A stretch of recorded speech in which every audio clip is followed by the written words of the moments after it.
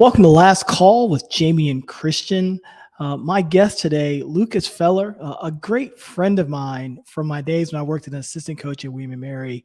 He's now into financial planning, and he's just has one of the best perspectives looking at the market now, where we are with NIL, where we are with coaches being fired and hired so quickly, having worked in the sport, having worked in the A-10 for the championships.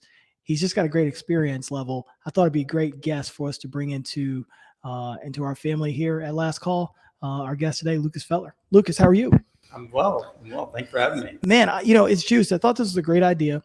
We had talked about doing this, and I said, why don't we just do it in person and come together? This is our first in-person interview. Everything is as our fans out there know, everything's been on the Zoom sort of format.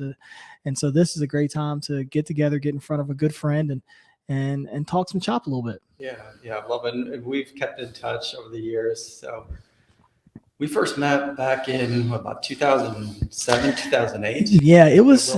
Yeah, we were working in facilities, which for people out there, you probably don't realize facilities is like the job where everything flows downhill and basically everyone's complaining all the time. So to have a good facilities person who you can communicate with is everything, because you only reach out to a facilities person typically when something's broken, and it never seems to be broken when there's time to fix it. It's only broken in an immediate situation. And Lucas was one of the unbelievable people to work with, great communicator. And that's why I just know, like, through whatever he's doing in life, he's going to do a great job, because that's a tough job, high stress, and he did it with such class. Yeah, thank you. And then especially when you're coming from working on a small campus and with the amount of teams that we had and schedules of overlapping, it was every second, every minute of the day was accounted for. But it was a lot of things, a lot of balls to juggle. But loved doing it, and ended up working in college athletic for about 13 years all total. First on campus for 3 years in facilities and operations, as you mentioned. Well, let me dive into this some, because I think some of the neat things about you, Lucas, is going to University of Wisconsin. I always thought this was really cool when he was working in facilities. Football manager at Wisconsin, right? Which is, to me, the manager position is some of the most unheralded, most important positions in sport. So anytime that we had a chance to interact with someone that had kind of started to climb the ladder as a manager, I just thought it was really interesting. So number one, when you said that to me, I automatically had great respect for you. Who was your head coach at Wisconsin when you were there? So Barry Alvarez was there when I came in, and then towards the end of my time there, which is in 2004, he was actually in dual position as athletic director and still head coach. And then that was a transition to Brett Bilas shortly after I left. Yeah, and obviously Barry Alvarez, a tremendous football coach, number one, but a tremendous athletic director as well. His ability to elevate Wisconsin athletics while there as athletic director and Wisconsin football is pretty unique. Not many people have the ability to do that.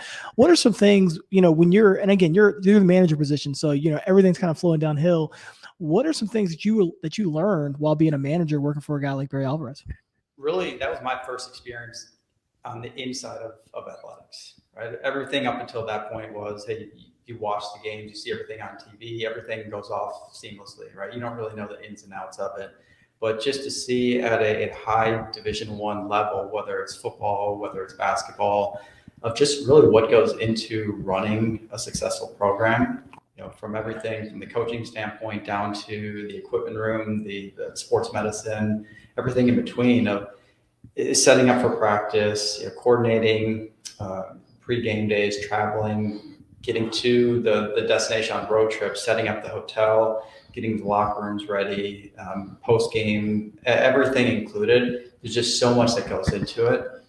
And so really understanding how the world of college athletics works. And now even today, there's even so much more to it with all the media and everything else. But just having that understanding of the world of college sports and even professional sports. Yeah, it's so incredible with football, because oftentimes people they drive up the day before with all the equipment, get the hotel room situated, the meeting room space. We don't think about this as a basketball culture, because it's only 16 of us on a team, 34 in the travel party. Maybe if you're like University of Tennessee, it's 40 on the travel party or 50. But in football, there's how many? 150 people, 200 people in the travel party. Yeah, I mean, it's an enormous number of people that are traveling. And there's no way you could just show up and have the meeting spaces ready to go. And so they often have people go ahead of time to make sure all the equipment and stuff is there and the meeting spaces are ready, so they can get to work as soon as they get there. Yeah, and one funny story with that. So we would get to the hotel the day before the team arrived. Also the stadium to set up the locker room, but at the hotel specifically, when the team arrived on their buses from the airport, or if they were driving in, we would have the table out front with all the room keys.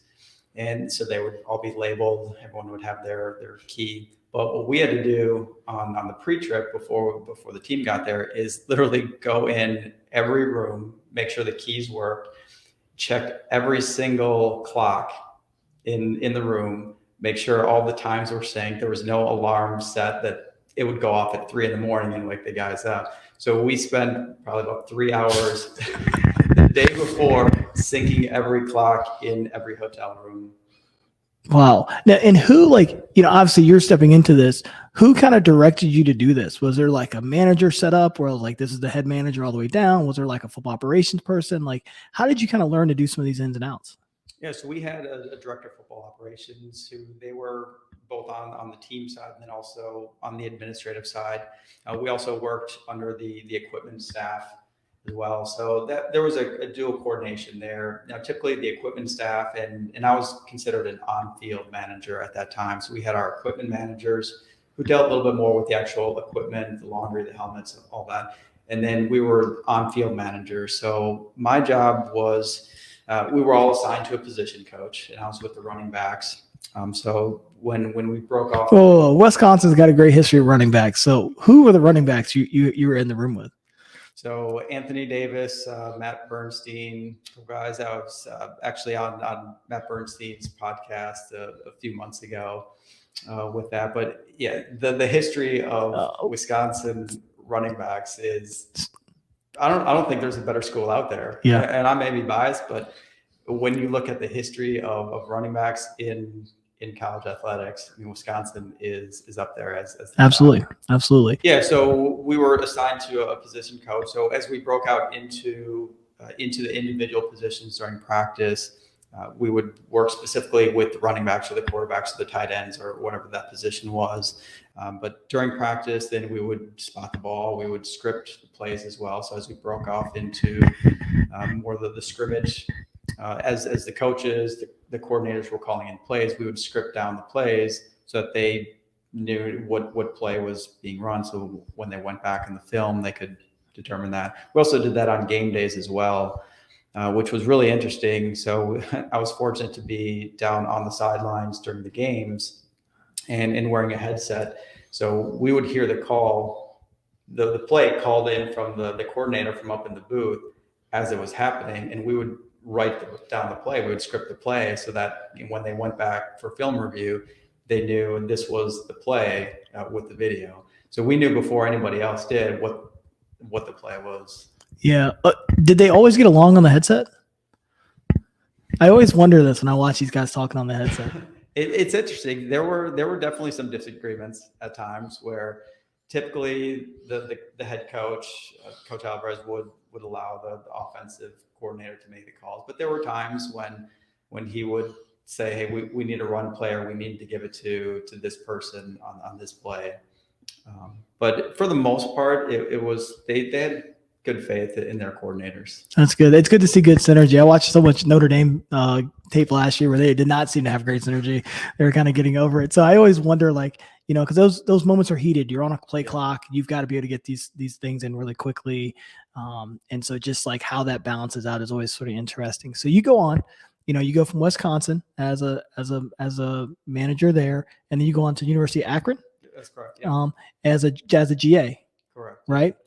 Did you go in as a GA in the facilities right away, or how did that transition make? We have a lot of our audience members are sort of college graduates going in and trying to figure out a way to get into college athletics. So I think it's important if you can outline a little bit just how you got the GA position and kind of the stuff that you're able to do there, if that makes sense. Sure. Yeah. After I graduated from the University of Wisconsin, and as I was in my last semester, I was really starting to think about, okay, what's my next step? And I knew I wanted a career in college athletics. So I was looking for full-time positions out there. primarily in football at that time, kind of the ops types of position. But then I also knew that there's a ton of people out there that are doing the exact same thing, and having a graduate degree would certainly help that. And I always wanted that master's degree in my back pocket as well. So I looked at both options. Ended up going the route of graduate school. As soon as I graduated, worked as a graduate assistant in facilities and operations at the University of Akron. So really got that same type of experience, even more so now, plus earned my master's degree in 2 years. And just really that got me into the real insides of everything related to an athletic department, right? Facilities, operations, being how to run these big time events. Yeah, and I feel like at Akron with football and basketball, and obviously you have the football background being at Wisconsin. Now you're getting to see the broad spectrum of all the different sports that go into it. And Akron has a great athletic department. Really, they win a lot of championships. They're really talented. They really compete in a lot of different things. So kind of seeing that level of everyone being connected is different. Akron to William & Mary to join us, right? Yep. And did when you did the GA spot as facilities, did you think I'm going to be in this forever, or what was kind of your thinking as you were kind of making your progress there? Yeah, my initial goal was to eventually be an athletic director. So that was back when I first started the whole process of. I knew that I didn't have the playing career in football or basketball, and so the coaching standpoint wasn't necessarily my top priority there. But I really wanted to get into administration. So that led me just kind of step by step into facilities operations, and always had that mentality and that goal of being a Division I athletic director at some point. So I spent the 3 years at William & Mary working facilities operations, and then there was another opportunity that opened up in a conference office. So the Atlantic 10 Conference, they had a position for director of championships. And it really intrigued me because it was still in line with what I was doing as far as operations, but this was taking it to that next step and getting into a conference office setting. So really, again, expanding my knowledge and experience in the world of college athletics, of now seeing it from kind of that league office side, of not just from the campus side of what's happening there, but how are you running a league office, and looking at it from the NCAA level as well, kind of high level bylaws of, okay, what, the environment of college athletics at that time was changing so much too. Yeah. That was really the start of all the realignment that first round. So we got to experience it, almost 3 years in a row of the first dominoes falling, and then how that affected everything. Yeah, I'm always so curious about how things operate in the league office. Because everything on campus is almost like completely different. You're like really saturated with the different events that are happening, the different things you're trying to do on a day-to-day basis.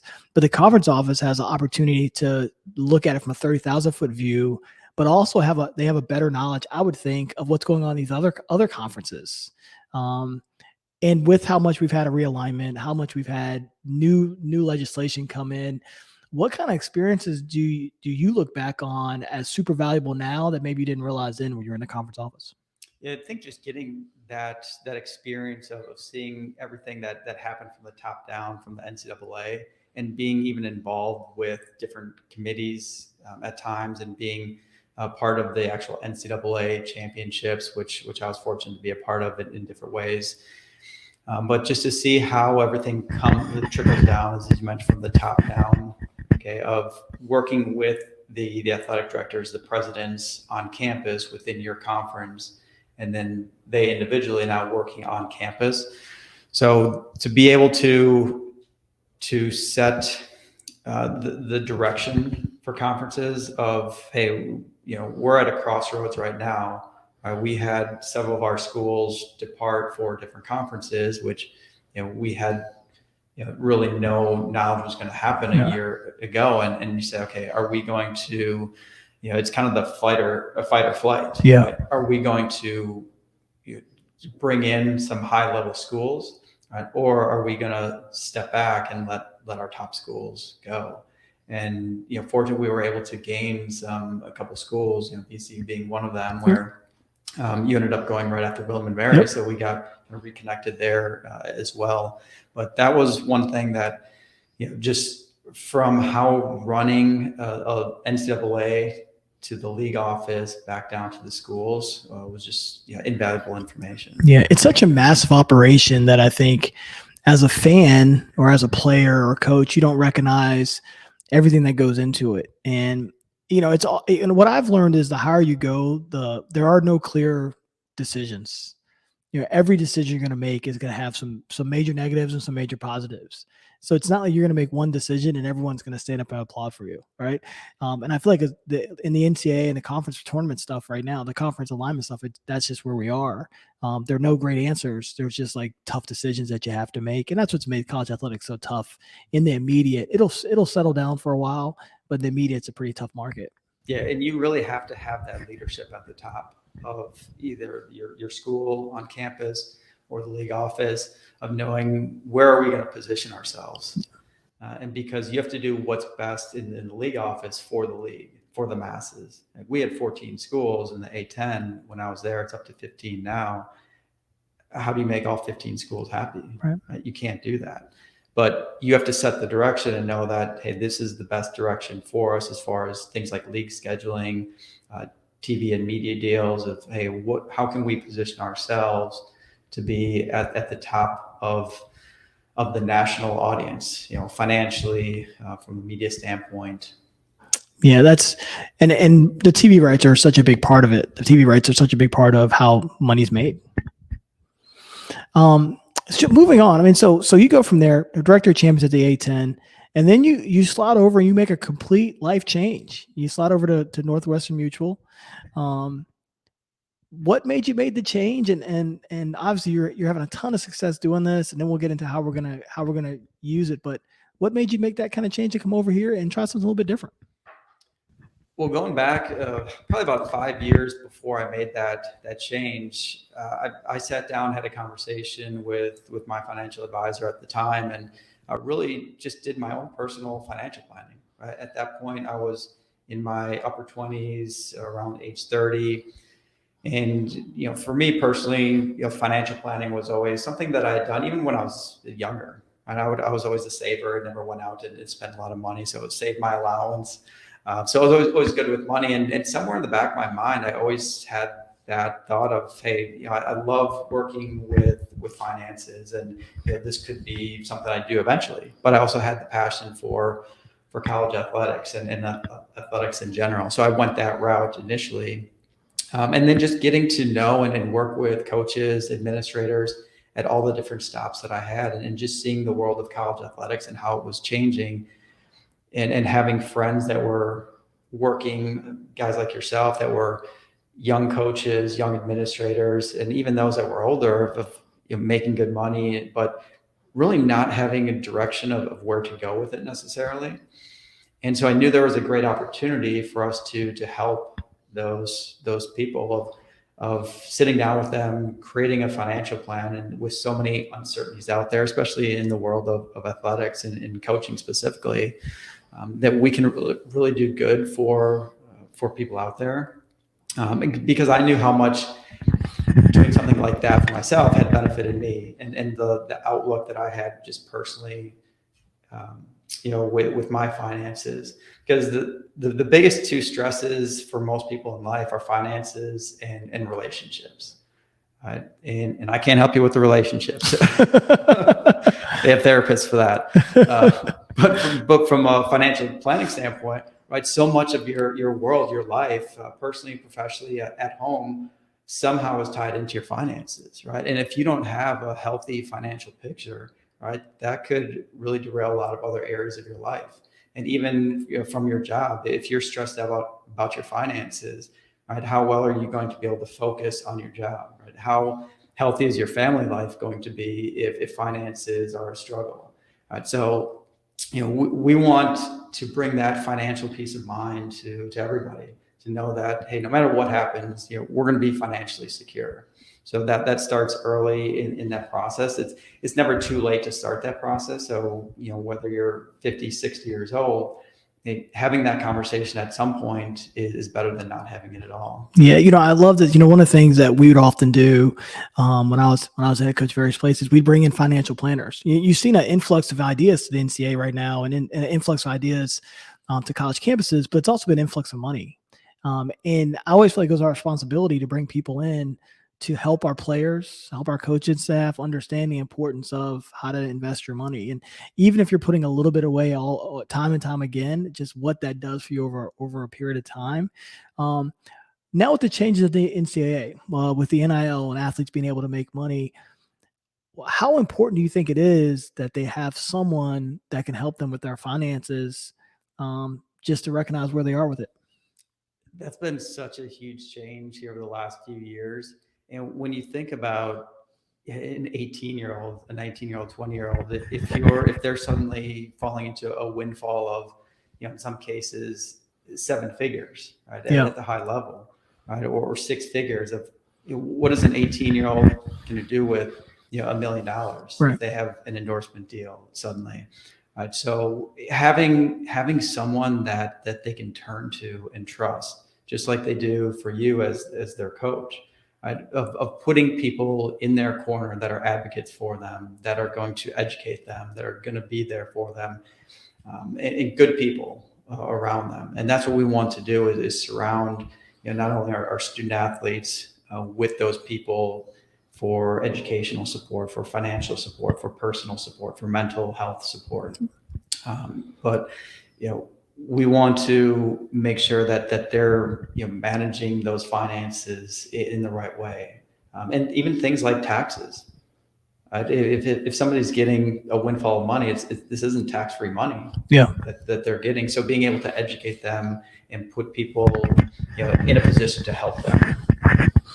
It is critically important. Yeah, I often felt like my biggest worry were the taxes. Our guys accounting for that, and there's so much information out there right now there's so much media attention, I should say, about those who are making 6 figures on NIL or those who are making a lot. But but probably 95% of everyone else, they're making 35,000 or less. And I think, man, what an opportunity for them. Because look, if you're probably making if you're making 90 to 100,000 or more, you're probably going to have opportunity to play a little bit after.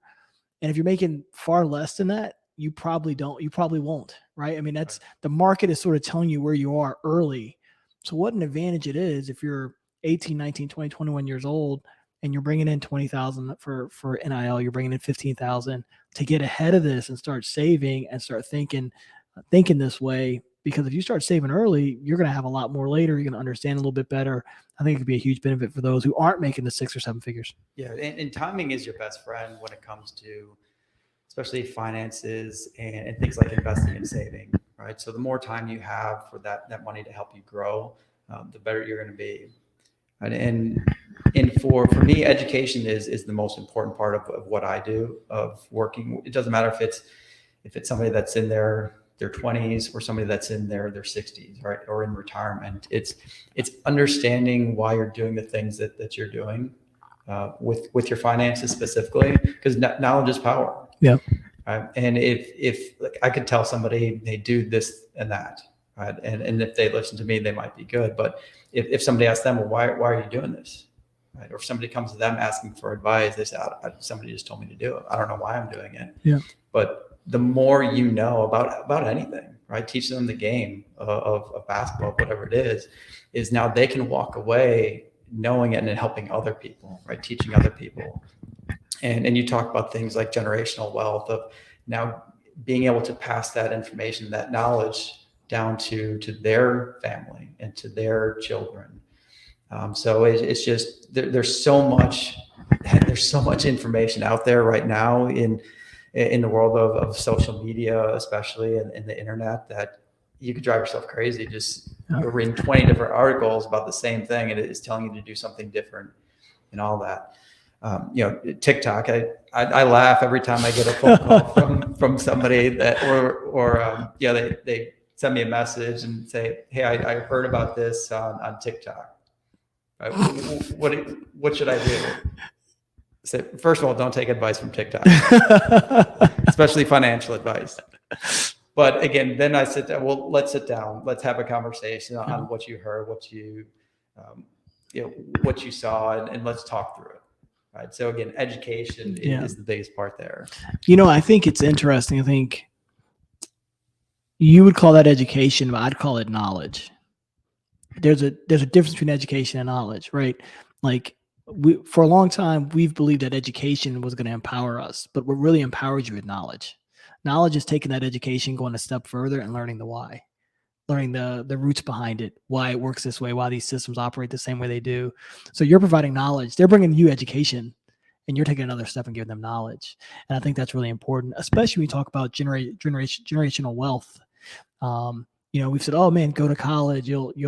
We have so many people going to college and they just feel like if they get that piece of paper, it's going to give them everything that they've looked for. And statistics do say that if I go to college, my children are much more likely to go to college, and that is going to build more wealth over time. But if you go to college, you sit there and you don't just become educated, you become knowledgeable. That's where your wealth really comes. And I think it's important to have financial people around you and people in areas that you might not know the best about to gain knowledge, not just education. So I love the fact you're taking it one more step further and you're giving them a deep dive of knowledge instead of just saying, no, we're not going to do that. Here's why people think this is a good idea. Here's why it is not a good idea. And here's why it might be a good idea down the road, but right now it's a risky investment. I think that's what you really want for your financial planner. Yeah. And with that point, I have annual review meetings with all of my clients, and because life changes, right, over time. If you're 25 years old now, right, when you're 35-year-old, life is going to be probably a lot different for you personally, professionally, financially. So just naturally, your finances change, and your plan has to change over time as well. Yeah, and I think that's one of the things I think when you have someone who, especially if we're talking about coaches right now and coaches and administrators looking into this, having a financial planner who can recognize the volatility in the market that you're in. Because I remember having conversations with my financial planning buddies saying, look, my contract is 5 years, but really it's 3 years. It's front loaded on 3. And just having a conversation about, well, what do you think I should do starting in year 1? And those are the kind of conversations that you want to be able to have. Sometimes you go in and you meet some people and they just don't know your business. So they're going to give you the same advice they're going to give every other person that comes in the door. And I think having a person who's a personal relationship with you that can understand your business is super valuable. Yeah. And that's why we take such a personal approach to what we do too, because I don't believe in any cookie cutter approach to financial planning, especially. So the first time I meet with somebody, we sit down typically for at least an hour and just get to know you. Again, personally and professionally, and then financially as well. Like we'll talk numbers certainly, but for me to understand where you are now, what's most important to you, and where you want to be, in 3 years, in 10 years, in 30 years, in retirement, right? What does that life look like for you? What's most important? And then we'll talk about, okay, what have you done up to this point, right? What do you even know about financial planning right now? Are we starting at step 1, or are we a few ahead? But to be able to really design and develop a customized plan for somebody, that's really what's going to help them, not just, hey, do what everybody else is doing. Yeah, and now these markets are changing so rapidly, and we're all sort of waiting for a recession that we're saying is coming, and haven't necessarily gotten here yet, but we feel like it's coming because there are signs that it's coming. And so just having people that you can reach out to and communicate with. What are some things? I mean, you've been doing this now for a few years. What are some things that if you're an athlete, you're a coach, you're an administrator out there? We've talked about you recognizing, knowing their market and stuff, understanding where they are. What are some things that you think are often forgotten as a coach and administrator that are really important when you're looking at your money? Yeah, seeing it in the long term, I think is one thing. Is we see our money right now coming in today, but how could that possibly change over time? And especially in the world of coaching right now, the high level is, hey, look, it's a winner, you're out mentality, right? Whether you're the head coach or if you're assistant coach, if you're the assistant coach and the head coach is let go, right?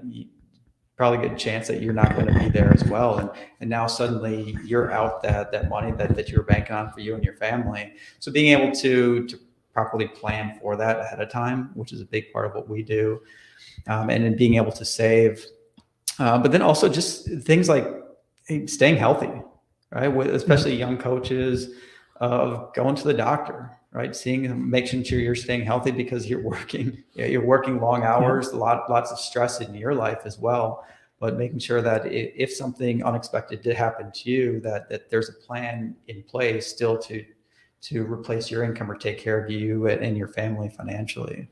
Yeah, I mean, there's just so many things that can happen that you cannot predict for. So being able to have that mattress, where you can land, I think is just so important. I was fortunate to have had that when we were fired, and we've been planning for that. We wouldn't been planning for being fired, but we had been looking at, just through the years, we're saying every year, like, all right, you got to have a great year this year, or we're going to be right here. So, I can definitely attest how important that is to have the right people around you that you're kind of working with. And even one other thing on that too is understanding what you have through your job as far as benefits, of things like a 401k or a 403b plan, that if you're not contributing to that, right, definitely contribute to that. And if there's a matching opportunity with your employer, right, making sure that you're maximizing your contribution to get that match, because that's just additional money that they're giving you simply by you putting money aside for your own financial future. Yeah, I love it. I'm so happy that I get to sit with you. I think when I was at William & Mary, I was making $37,000 a year. I think we all could use this kind of conversation when we're making 30. I was making 37. You're probably right around the same or whatever. We're all sort of struggling together, going to dollar beer nights and stuff like that just to make it through. But it's good to see that you are always great with your money. Like, his is a guy who would say on Friday, I'm not going out tonight, and you're like, oh, Lucas is saving again, but we always love that about him, that you're such a stand-up guy. We knew you stood with things, and then you were always willing to help. And I think those are great components when you work with somebody, especially with your money, or especially in business. Yeah. And thank you for that. And really, that's the most important thing for everybody, is no matter what area of your life you're looking for assistance with, is finding somebody that and trust, and that will be there for you. I mean, it's just having a good friend too that you can turn to and pick up the phone if you need to make a phone call. But surrounding yourself with good people. We hear it a lot of times, and especially in professional athletics, of a young rookie guy coming into the league, and depending on what his background it was, but now you're not hanging around with the wrong crowd. Yep. Right, of getting good counsel in your corner, still enjoying life and enjoying the money that you're making, but making good decisions and having those people that are going to be advocates for you. Yeah, I want to also add, like, as we pivot a little bit, is that, you're a guy that has some stuff to you. You know what I mean? Like, I turned on my Instagram last week and I see this guy modeling at a modeling at a fashion show in Miami, right? And I'm like, man, this guy has so much swagger, secretly has swagger. And that's the kind of people I always want to be around. Talk to me a little bit how you got mixed into this fashion show in Miami with some of the biggest stars, some of the biggest Instagram stars and biggest stars that we all know. How did you find a way to get mixed into modeling these suits in Miami? Very, very funny story behind that. I call it quiet confidence. Right? One of the ladies that works for me on my staff, she actually lives down in Miami, and she works for a nonprofit organization down there called Glory House, and they work with help to prevent human trafficking.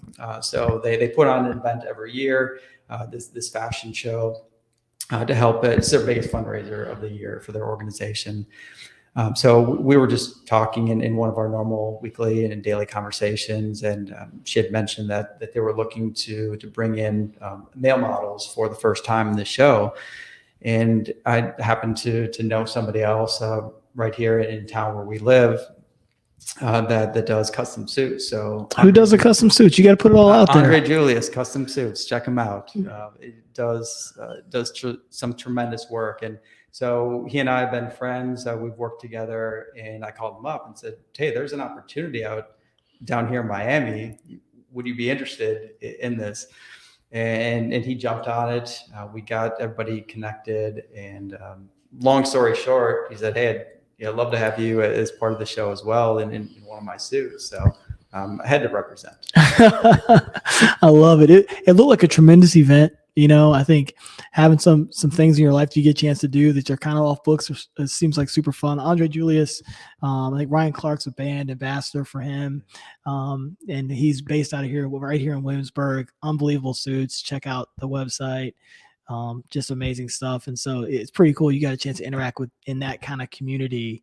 And then hopefully you added some financial clients as well along the way, but there's not a lot of financial planners that are on the weekends are posing as models. So I think that's a pretty unique opportunity.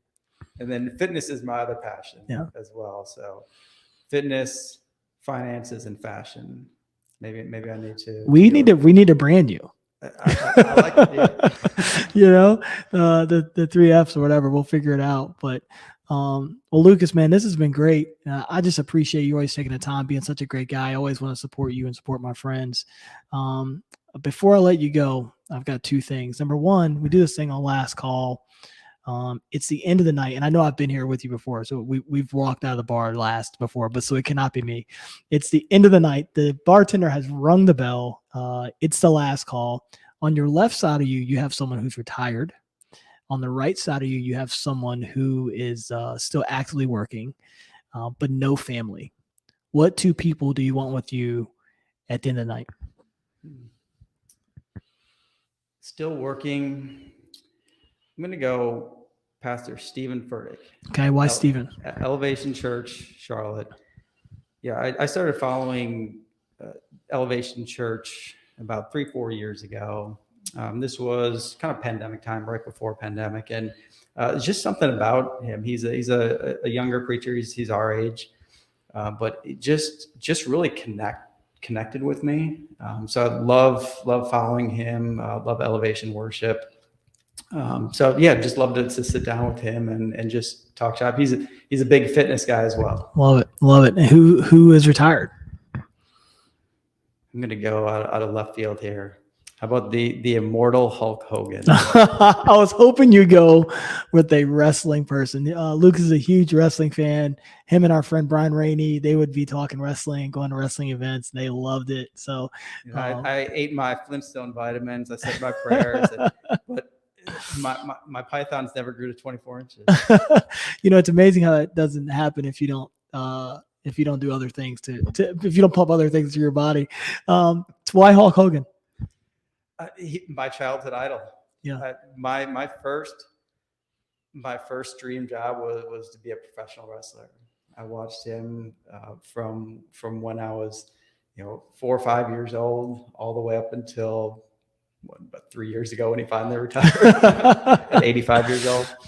Yeah, his influence on really WWE and wrestling's influence on sport as an entertainment is really not spoken about probably enough, including Hulk Hogan, his marketability. And that's where I don't really remember him as much as a wrestler. I remember him tearing his shirt and all that, but I remember his marketing value and how that really came into the norm about midway through his career. Yeah, he really set that tone for all the superstars that came after him in the wrestling world. The Rock and Dwayne Johnson, Stone Cold Steve Austin, that whole crew. But what he did, just changing the world of sports entertainment in professional wrestling is, he's the greatest there ever was. I love it. Where can our friends find you? So you can find information on my website, lucas.feller or lucasfeller.nm.com. And then you can also find me on Facebook and Instagram as well. I love it. Thanks for joining us on Last Call. We'll see you soon. Thank you for joining us on The Last Call, powered by Speakeasy, where careers grow through relationships and relationships grow through Speakeasy. We hope you enjoyed it, and we look forward to connecting with you soon.